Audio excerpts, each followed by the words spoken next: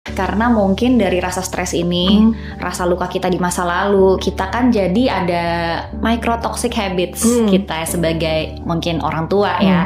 Dan ini tuh nggak selalu dalam bentuk kekerasan fisik, tapi kadang juga kata-kata yang mungkin kita tidak sadari. Ekspektasi juga yang kita mungkin berikan ke anak kita. Contoh ya mungkin yang pernah saya baca ya dari DM curhat-curhatan nih mama-mama. Misalnya kayak ketika berharap anak itu seperti piala kita gitu. Jadi anak saya tuh harus sempurna, gak boleh ada kesalahan gitu ya. Nah, boleh diceritain gak sih dok, ini contoh microtoxic habits kita yang mungkin kita bisa tidak sadari sebagai orang tua tuh apa ya dok? Dan mungkin dari cerita yang kasus-kasus dokter pernah temui atau yang dokter ketahui.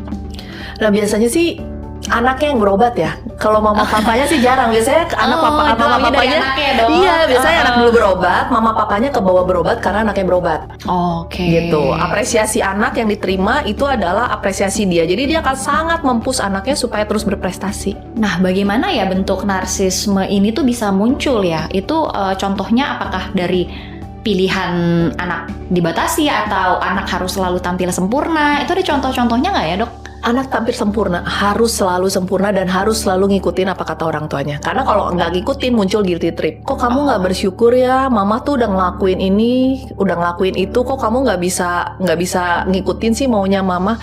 Ya udahlah, memang takdir mama kayak gini. Jadi kita dibikin punya trip perasaan bersalah ya gitu terus menerus. Atau yang mempermalukan. Kok kamu nggak bisa kayak anak si ini kan?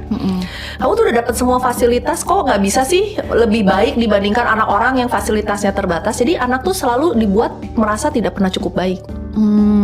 Itu menarik banget yang bagian guilt trip karena saya juga pernah baca itu ya mungkin di sosial media ketika misalnya anaknya melakukan kesalahan atau mungkin memiliki opini, kemudian diberi kata-katanya tuh kan udah digedein, susah payah, udah ngasih semuanya, atau misalnya ini udah susah-susah ngegedein kok jadi begini sih.